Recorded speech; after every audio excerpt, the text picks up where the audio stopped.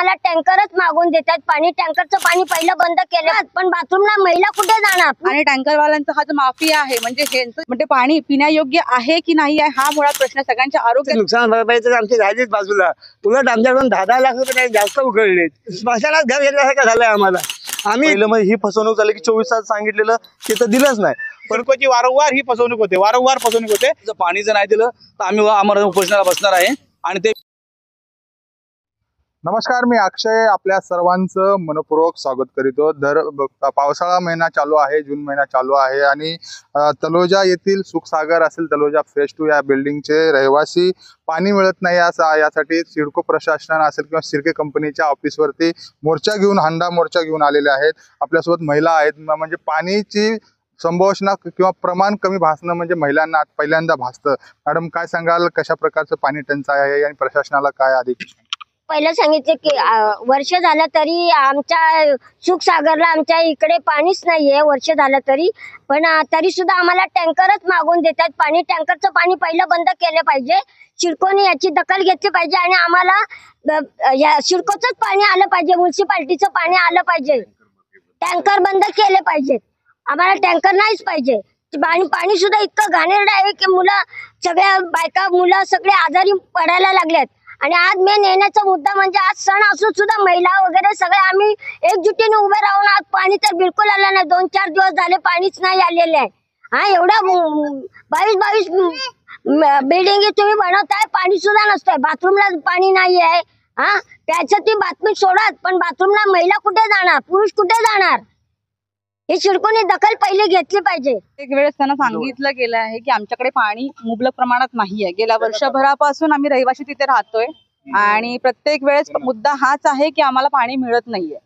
त्यांना पाण्याचा प्रश्न मांडला ते फक्त तात्पुरत्या स्वरूपातली मलमपट्टी करतात, एक टँकर पाठवतात, 2 टँकर पाठवतात, त्या दिवसापुरतं पाणी येतं की आम्हाला टाक्या फुल दिसतात। पुन्हा नंतर माझ्या मागल्या असतं की पाणी आम्हाला मिळत नाही।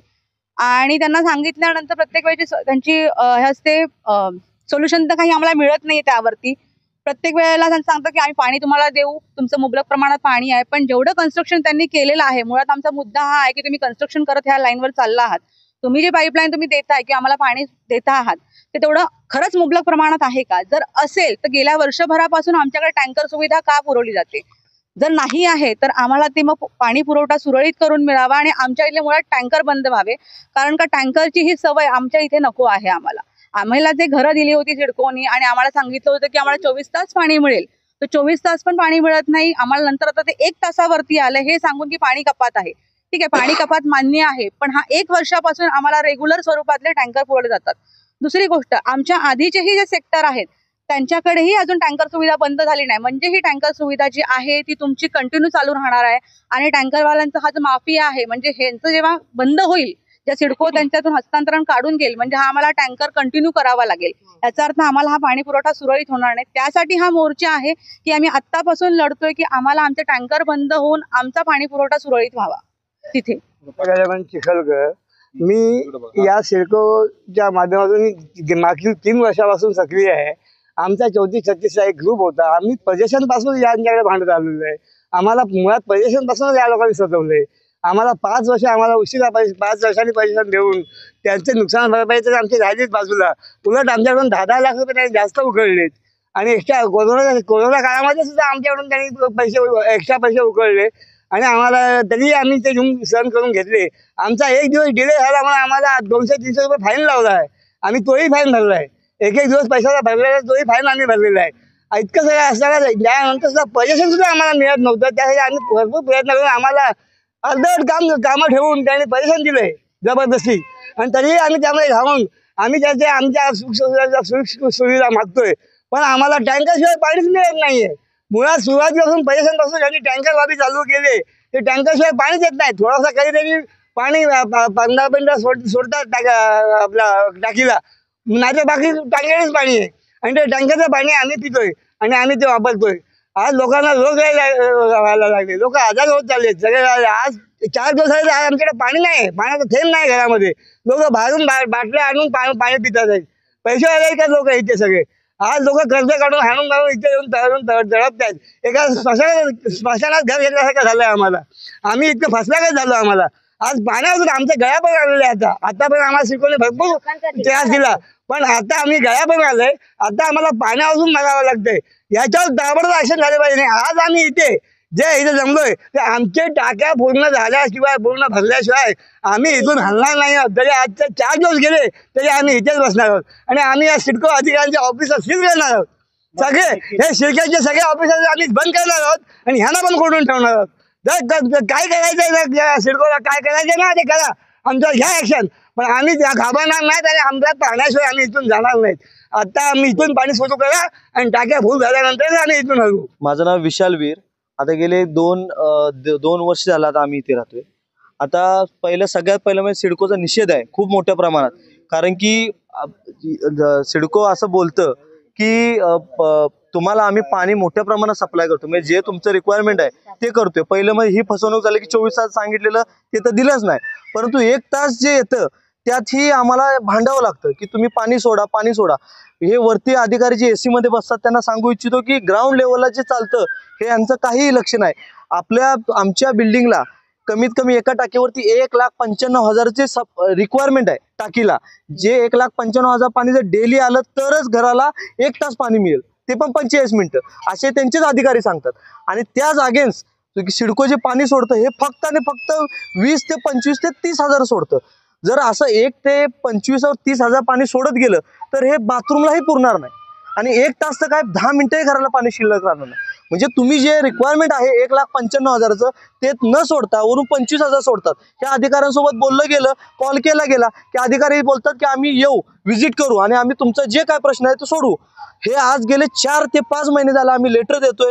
आमचे विशाल साहेब झाले, शेडगे साहेब झाले, माने साहेब यांनी भरपूर जणांनी लेटर देऊन आले. वैयक्तिक पक्षाचं दिलं, सोसायटीच्या वतीने दिलं. एकही माणूस आजपर्यंत व्हिजिटला आलेला नाही. मागच्या काळात 2 दिवसापूर्वी एक अधिकारी आला, तो बोलला की आम्ही 3 नंबरच्या टाकीमध्ये पाणीच पडत नाही. हे आम्हाला त्या दिवशी कळलं की 3 नंबर पाण्यात टाकीही चढत नाही, पाणी चढतच नाही टाकीला. त्याचं पण बोलले की आम्ही काहीतरी करून देऊ. ह्याला पण 2-4 महिने झाले. म्हणजे किती आम्ही यांचं अजून सहन करायचं. मी आता सध्या जो उल्लेख केलाय ना पावसाळ्याचा, तर हे आता पावसाळ्याचा प्रश्न नाहीये. हा प्रश्न जवळपास 5 ते 6 महिन्यापासून आहे. माझ्याकडे तारखा आहेत. मी जवळपास मला वाटतं की 28 डिसेंबर 2024 सर्वात पहिलं आपल्या सेक्टरच्या वतीने सर्वात पहिलं एक लेटर सिडकोला सुपूर्द केलं होतं. सेवतकर साहेबांना, जे पाणी डिपार्टमेंटचे वरिष्ठ अभियंता आहेत, त्यांना दिलं होतं आणि त्यांनी सांगितलं होतं की पाणी सुरळीत होईल. 1-2 दिवस थोड्याफार प्रमाणात पाणी आलं. त्यानंतर पुन्हा 15-20 दिवस पाण्याचा संघर्ष करावा लागला. पुन्हा जवळपास 30 जानेवारीला दुसरं त्यांना रिमाइंडर लेटर दिलं की पाणी येत नाहीये. तेव्हाही त्यांनी तेच उत्तर दिलं की हे जे पाणी आहे हे पाणी तुम्हाला आम्ही वाढवून देऊ. पुन्हा तेच झालं की ठराविक 7-8 दिवस पाणी येतंय, परत पाणी येत नाही. त्यानंतर बाबा झालं, काही लोक एवढे वैतागले की वैयक्तिक लेटर द्यायला लागले. सोसायटीच्या वतीने सगळ्यांनी लेटर फॉलोअप केले. असे करून जवळपास 4-5 फॉलोअप त्यावेळेस झाले होते, तरीही पाणी येत नव्हतं. पुन्हा 2-3 महिने झाले. मागच्या आठवड्यामध्ये 15 दिवसापूर्वी सिडको MD विजय सिंगल साहेब यांच्याकडे तक्रार केली. त्यांच्यानंतर त्यांनी सांगितलं की सिडकोचे जॉईंट MD देशमुख साहेब त्यांच्याकडे चर्चा केली. त्यांनी सांगितलं, आमच्या समोर त्यांनी सांगितलं होतं की पाणी सप्लाय वाढवा त्यांच्या अधिकाऱ्यांना. परंतु काय झालं, सांगितल्यानंतर पुन्हा एकदा ठराविक दिवस 4-5 दिवस पाणी आलं आणि आता परत 10-15 दिवस होत आले, पाणीच नाहीये. मागच्या 3 दिवसामध्ये पाण्याचा थेंबही नाहीये. शनिवारपासून पाणी नाहीये. त्यांचे जे सिडकोचे अधिकारी आहेत देवरे म्हणून, त्यांच्याशी मी चर्चा केली होती.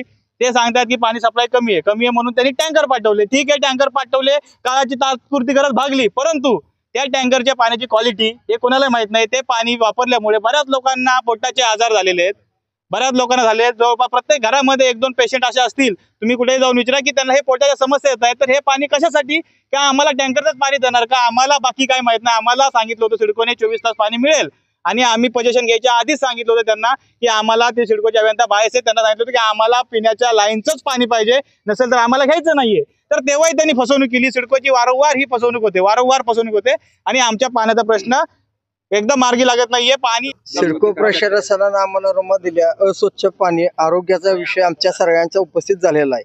तर उद्या जे आरोग्याची हानी होऊन एखाद्या जीवित हानी झाली आणि आरोग्याचा खर्च हा सिडको प्रशासन देणार आहे का? एक तर आम्ही रूम घेऊन कर्जाच्या हप्त्यातून हा सदनधारक अतिशय व्यापकलेला आहे.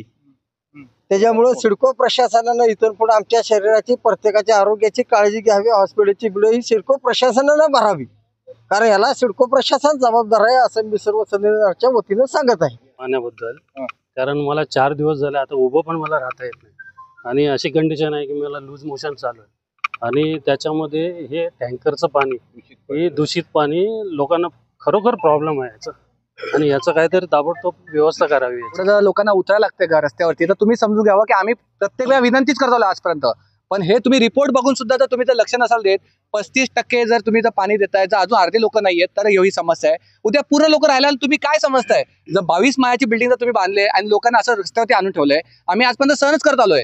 आम्ही प्रत्येक वेळी आम्ही तुम्हाला निवेदन करत आलोय, पण ही जर तुम्ही जर आमची जर बघत असाल जर लेवल की बाबा आम्ही अजून शांत आहे तर हे खूप चुकीचं आहे. आम्हाला पुढची ऍक्शन घ्यायला तुम्ही उगाच लोकांना आम्हाला गोत्यात आणायला लावू नका. उगाच आम्हाला प्रत्येक वेळी आम्ही बोलतोय किंवा आम्ही काही बेबीच्या डेटापासून आम्ही बोलतोय, पण तुम्ही ह्याला जर दखलंदाजी घेत नसाल तर खरंच हे खूपच चुकीची गोष्ट आहे. आणि आम्ही दुसऱ्या लोकांना प्रचार असं नाही करू शकत आहे की सिडकोची घरं घेऊ नका. तुम्ही उलट ह्यावरती विचार करा की तुम्ही या गोरगरिबासाठी काय करू शकता, हे तुम्ही पहिला विचार करा. वरती तुम्ही IAS लोक आहेत, आम्ही म्हणतो की आम्हाला माहिती तुम्हाला काय प्रॉब्लेम्स आहेत, पण तेव्हा ती सोल्युशन कधी येणार आहे? तुम्ही नुसतं दरवेळी फक्त पळवाट काढताय आणि फक्त तुम्ही टँकर देऊन पोहताय, तर हे मला चुकीचं वाटतंय. जरा यावरती लक्ष द्यावं हीच माझी विनंती आहे. आणि लोकांच्या ज्या काही समस्या आहेत त्या खरंच तुम्ही विचार करा. 10 लाख रुपये आम्हाला फसवणूक झाले, हे खूप काही गोष्टी आम्ही सांगू नाही शकत. रस्ते नको त्या बिल्डिंगला तुम्ही बांधताय, आम्हाला रिक्वेस्ट करा ते रस्ते बांधा. म्हणजे विचार करा किती चुकीची गोष्ट होत आहे. प्रत्येक ठिकाणी आम्हाला फसवणूक आहे, तर ह्या गोष्टीवर जरा विचार करावा ही माझी विनंती. इतकं गंभीर झालेलं आहे तर आता लेटर देऊन सगळे थकलेले आहेत, प्रत्येकाने फॉलोअप झालेले आहेत. आणि सिडकोच्या साहेबांना लेटर दिलं, वॉटर डिपार्टमेंटच्या साहेब आहेत खालपासून वरपर्यंत सगळ्यांना लेटर गेलेले आहेत. आणि त्याच्यानंतर गेल्या वर्षी जो मोर्चा झाला होता, मोठा 1000चा मोर्चा झाला होता, ऑगस्टमध्ये झाला होता, त्या टायमाला बाई साहेबांनी सांगितलं होतं की तुम्हाला 15 दिवसात तुम्हाला लाईनचं पाणी देतो. ते बी झालेलं नाही, फक्त काय 4-5 दिवस झाले त्यांचं झालेलं नाही पाणी. 4 महिने झालं लेटर चाललेत, सगळं चाललेत, काही त्याचा फरक पडत नाही पाण्याचा. लोकांना पाणी नाही, 10 मिनिटं पाणी येऊन बसलं इथं लोकांना. एवढं पाण्याची गंभीर परिस्थिती चाललेली आहे. त्यामुळे आता शेवटी पर्याय काय नाही. आज जर टाकी नाही फुल केलं तर आम्ही तो हलणार नाही. आता लेटर द्यायचं संपले, साहेबांना सांगायचं बी संपलेलं आहे. आणि आता सगळे महिला मंडळी आज इथं सण असून सुद्धा या ठिकाणी सगळ्या महिला मंडळी आलेल्या आहेत. त्यामुळं आता इथून पुढं आज संघर्ष असा राहील की आता इथून पुढे जर पाणी जर नाही दिलं तर आम्ही आमरण उपोषणाला बसणार आहे आणि ते बी डायरेक्ट सिडको भवनला येऊन बसणार आहे. तर आम्हाला सिडकोच्या माध्यमातून इतिहास दिलेला आहे, पण पाण्याची ही काहीच व्यवस्था केलेली नाही आहे. असं बघायला गेलं तर सिडकोने नवी मुंबई या तलोजा फेज 2 मध्ये 50 ते 60 हजार घरांची इथं बिल्डिंगा बांधलेल्या आहेत, पण रस्ता, पाणी आणि चांगल्या प्रकारचं काम इथं केलेलं नाही आहे. म्हणून सिडकोनी व महाराष्ट्र सरकारने पाण्यासाठी काय इथं नियोजन करण्यात यावं पनवेलकरांसाठी, त्याकडे लक्ष दिलं पाहिजे. आणि ते म्हणजे जास्तीत जास्त लक्ष दिलं पाहिजे सिडकोनी, कारण ही संस्था जी आहे ना सिडको महाराष्ट्र गव्हर्नमेंटच्या अंडरमध्ये आहे, सेमी गव्हर्नमेंट आहे. ते महाराष्ट्राच्या मुख्यमंत्र्यांनी पण लक्ष दिलं पाहिजे की इथल्या लोकांना आपण बिल्डिंग बांधून काही उपयोग नाही, त्यांना त्यांच्या सुविधा मिळाल्या पाहिजे. रस्ता, पाणी, माणूस घर कशासाठी घेतो की चांगला रस्ता व चांगलं पाणी व चांगलं शिक्षण इथं मिळावं. पण इथे जर बघायला गेलं तर आमची पाण्याची व्यवस्था एकदम बिकटच झालेली आहे. म्हणून सिडकोला आम्ही एक चांगल्या प्रकारे आमच्या अधिकाऱ्यांनी, आमच्या सहकाऱ्यांनी सिडकोला पत्रव्यवहार केलेले आहेत. आता पत्रव्यवहार करून काही चालणार नाही. सिडकोला हे धडा आपल्याला शिकवावाच लागेल आणि यासाठी आम्ही लवकरात लवकर सिडको भवनवरती विजय सिंगल MD यांच्या ऑफिसमध्ये असा 400 ते 500 लोकांचा आम्ही मोर्चा घेऊन जाणार आणि सिडकोला आम्ही धारेवरती धरणारच आणि आमरण आम्ही उपोषण पण करणार. सुखसागर या बिल्डिंग मधील नागरिकांनी आपली प्रतिक्रिया दिलेली आहे. आपली प्रतिक्रिया याबद्दल कशी आहे अवश्य नवा. सुखसागरच्या सोसायटीतील नागरिकांची म्हणणं आहे की त्यांनी जर लवकरात लवकर यावर तोडगा नाही काढला तर आम्ही सिडको भवन बेलापूर या ठिकाणी आमरण उपोषण करू असा इशारा देखील यातील नागरिकांनी दिला.